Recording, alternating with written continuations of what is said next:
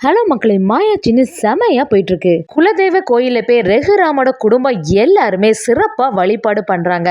அதே சமயத்துல தனாவும் கதிரும் அவங்களோட வேலைகளையும் சரியா செய்யறாங்க. ஒரு கட்டத்துல நம்ம ரகுராமுக்கு தனா அங்க வந்திருக்கிறது தெரிஞ்சிடுது.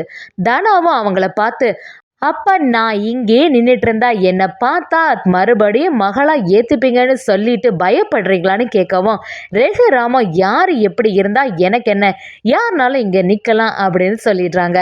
இன்னொரு பக்கம் பாத்தீங்கன்னா புவனேஸ்வரோட பிளான் படி கார்த்தியும் கருப்பு சாமியாட்டு வேடம் அணிஞ்சு வராங்க. இந்த கதிரை சும்மா விடக்கூடாதுன்னு சொல்லிட்டு அப்படியே அவங்கள அடிச்சு துவம்சம் பண்ணிடலாம் அப்படின்னு நினைக்கவும், இன்னொருத்தங்க உண்மையான கருப்பு சாமியா மாறி நம்ம கதிரை அந்த இடத்துல இருந்து காப்பாத்துறாங்கன்னு சொல்லலாம். வீடியோக்குள்ள போறதுக்கு முன்னாடி நம்ம சேனலுக்கு ஒரு லைக் அண்ட் சப்ஸ்கிரைப் பண்ணிடுங்க மக்களே. அப்படியே பக்கத்தில் இருக்க பெல் ஐக்கானையும் கிளிக் பண்ணிடுங்க. அப்பதான் நான் போடுற வீடியோல உங்களுக்கு நோட்டிபிகேஷனா வரும். ஃபர்ஸ்ட் பாத்தீங்கன்னா குடும்பமா சேர்ந்து போய் குலதெய்வ சாமியை கும்பிட்டுட்டு வந்தா வீட்டில் நடக்கக்கூடிய எல்லா பிரச்சனைக்கும் ஒரு முடிவு வரும்னு சொல்லிட்டு ரகுராமோட குடும்பமே அந்த குலதெய்வ கோவிலுக்கு போறாங்க. அதே சமயத்துல நம்ம ஜானகிக்கும் அங்க போக முடியலன்னே சொல்லலாம்.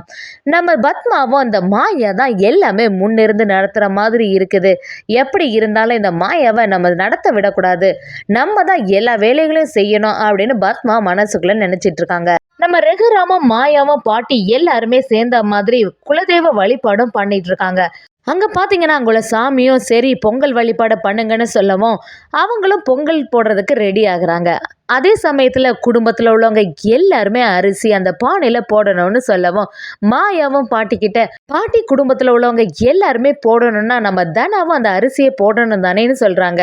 அதை கேட்ட பாட்டியும், மாயா நீ சொல்றது சரிதான், கண்டிப்பா நம்ம தனாவும் அந்த அரிசியை போடணும், ஆனா ரகுராமுக்கு மட்டும் அந்த விஷயம் தெரிஞ்சுன்னா நம்ம கிட்ட கோபப்படுவானே, என்ன பண்றதுன்னு சொல்றாங்க.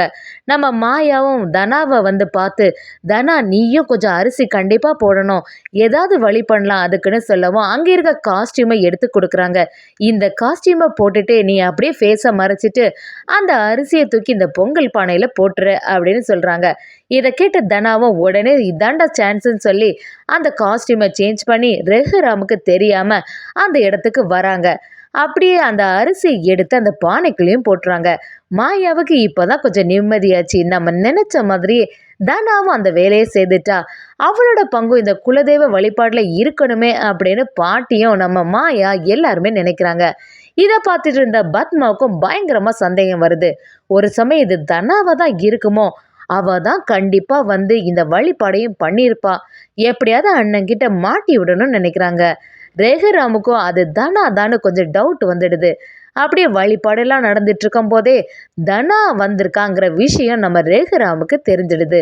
ரகுராம் ஒரு பக்கம் தனாவை பார்க்கவும், தனா எதுக்கு இங்க வந்திருக்கா, நம்ம இந்த குலதெய்வ வழிபாடு பண்ணதுக்கு இங்க நிம்மதியா இருக்கலான்னு வந்தா, இந்த இடத்துலயும் தனா கதிரை கூட்டிட்டு வந்திருக்காளேன்னு பயங்கர டென்ஷன் ஆகுறாங்க ரகுராம்.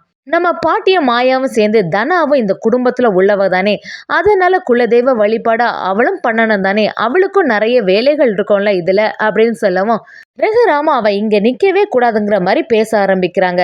தனாவும் அதுக்கு, அப்பா நீங்க என்னை பார்த்தா கொஞ்சம் கூட கோபம் வரும்னு எனக்கு நல்லாவே தெரியும், ஆனா இது ஒரு பொது இடம் தானே, இதுல நான் வரதுல என்ன குற்றம் இருக்கு, அது மட்டும் இல்லாம நான் இங்க இருக்கிறது பார்த்துட்டீங்கன்னா எங்க என்னை மகளா ஏத்துப்பீங்களோன்னு சொல்லிட்டு உங்களுக்கு பயமா இருக்கான்னு அசால்ட்டா கேட்க ஆரம்பிக்கிறாங்க நம்ம தனாவும்.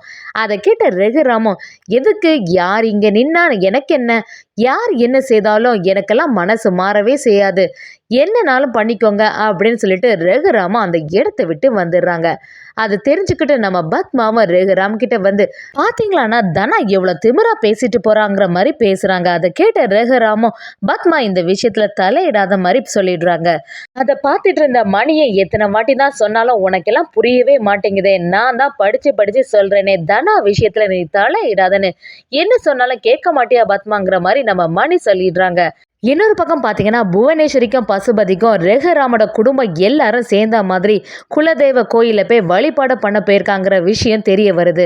புவனேஸ்வரி என்னதான் பண்ணாலும் அந்த ரகுராம் நம்ம கிட்டேருந்து தப்பிச்சுட்டு போயிடுறான், இனி என்ன பண்ணுறதுன்னு யோசிச்சிட்டே இருக்கும் போதே நம்ம கார்த்தியம் இத்தனை நாள் நடந்த குழப்பத்துக்கு அந்த தனா மட்டும் காரணம் கிடையாது, கதிரும் தான் காரணம். கதிர் இருந்தால் தானே தனா அவ கூட வாழுவான், அவன் மட்டும் இல்லைன்னா அதுக்கப்புறமா ஈஸியாக அந்த தனாவை நான் கடத்திட்டு வந்துடுவேன் அப்படின்னு கார்த்தியும் பேச ஆரம்பிக்கிறாங்க. அதை கேட்ட புவனேஸ்வரியும், நீ சொல்கிறது எல்லாமே சரியாக தான் இருக்குது, நம்மளும் எத்தனை வாட்டி தான் பிளான் பண்ணுறதுக்கு, என்ன பண்ணாலும் கடைசி நேரத்தில் சொதப்பிடுதே, இந்த வாட்டியாவது எல்லாம் நல்லபடியாக நடக்கணும், என்ன பிளான் பண்ணியிருக்க அப்படின்னு கேட்கவும், கார்த்தியோ அவங்க குலதெய்வ வழிபாடு பண்ணும்போது எப்படியும் கருப்பு சாமி ஆட்டம் வரும்ல, அந்த டைமில் கருப்பு சாமியாக மாறி ஆசீர்வாதம் பண்ண போகிற மாதிரி அந்த வெட்டருவாளை வச்சு அப்படியே அந்த கதிரை போட்டு தள்ளிட வேண்டியதுதான் அப்படின்னு சொல்கிறாங்க. அதை கேட்ட புவனேஸ்வரியும், நீ சொல்கிற ஐடியா எல்லாமே நல்லா இருக்குது, நம்ம மேலேயும் பழியும் வராது, அது சாமி குத்தம் அப்படிங்கிற மாதிரி பேச ஆரம்பிச்சிருவாங்க. கரெக்டாட்டு தான் இருக்குது, ஆனால் இடையில எந்த பிரச்சனையும் வராமல் நடக்கணுமே, அந்த மாயா வேற ஏதாவது பண்ணி எல்லாரையும் காப்பாத்திடுறா, இந்த வாட்டி யாரும் தப்பக்கூடாது, அந்த ரகுராம எப்படியாவது பழி வாங்கணும்னு சொல்லிட்டு எவ்வளோ விஷயம் பண்ணியிருக்கோம், எல்லாமே சொதப்பலாக தான் முடிஞ்சிருக்கு, இந்த வாட்டி நல்லபடியாக நடக்கணும் அப்படின்னு சொல்கிறாங்க. அதுக்கு கார்த்தியும், நீங்கள் எதுக்குமே கவலைப்படாதுங்க, நம்ம நினச்ச மாதிரி எல்லாமே நடக்கும் அப்படின்னு சொல்லிட்டு அந்த குலதெய்வ கோயிலுக்கே கிளம்பிடுறாங்க. நம்ம ரகுராம் குடும்பத்தோட வந்து குலதெய்வ வழிபாடு பண்ணும்போது அங்கே என்னடனா சாமியெல்லாம் ஆடுற மாதிரி இருக்குது. சரி, எல்லாரும் ஆசீர்வாதம் வாங்கிட்டே இருக்காங்க. நம்ம கதிர் தனா எல்லாருமே அந்த சைடு தான் இருக்க மாதிரி இருக்குது. நம்ம கதிரை பார்க்க பார்க்க ரகுராமுக்கு கொஞ்சம் கூட கோபம் வந்துட்டே இருக்கு. எதுக்கு தான் இந்த கதிர் இங்கே நிற்கிறானோ, தனா கூட எவ்வளவோ பரவாயில்ல, அவளை நான் ஏற்றுப்பேன், ஆனால் இந்த கதிரை ஒருபோதும் மன்னிக்க மாட்டேன், இந்த கதிர் கெட்டவேன்னு சொன்னாலும் யாருமே நம்ப மாட்டேங்கிறாங்க, என்ன பண்ணாலுமே இப்படியெல்லாம் சொல்லிட்டே இருக்காங்களேன்னு மனசுல நினைச்சிட்டு இருக்காங்க. எல்லாரும் சாமியை ஒரு பக்கம் வழிபட்டுட்டே இருக்காங்க. கருப்பசாமி அந்த கார்த்தி தான் வந்திருக்கிறது யாருக்குமே தெரியல. நம்ம மாயா எல்லாருமே அங்கதான் நின்றுட்டு இருக்காங்கன்னே சொல்லலாம். குடும்பத்தில் உள்ளவங்க எல்லாருமே சேர்ந்த மாதிரி ஆசீர்வாதம் வாங்கிட்டே வராங்க. கொஞ்ச நேரத்தில் பார்த்தீங்கன்னா சுற்றி இருந்த கதிரும் சரி வாங்க போகலான்னு சொல்லிட்டு ஆசீர்வாதம் வாங்க போது இதாண்டா சரியான சான்ஸ்னு கார்த்தியும் முடிவெடுத்து கரெக்டாக அவள் வரும்போது போட்டு தள்ளிடலான்னு நினைக்கிறாங்க. அந்த டைமில் கரெக்டாக ரகுராமுக்கு ஏதோ செய்கிற மாதிரி இருக்குது. பார்த்தா ரியலாட்டே கருப்பசாமி வந்துடுறாங்க. என்னடா இது, ரகுராமும் ஆடிட்டு இருக்கும்போது இங்கேயும் ஒருத்தங்க ஆடிட்டு இருக்காங்களே, அப்போ யாரு தான் ரியலாக இருப்பாங்க அப்படின்னு சுற்றி உள்ளவங்க எல்லாம் சந்தேகப்படுறாங்க.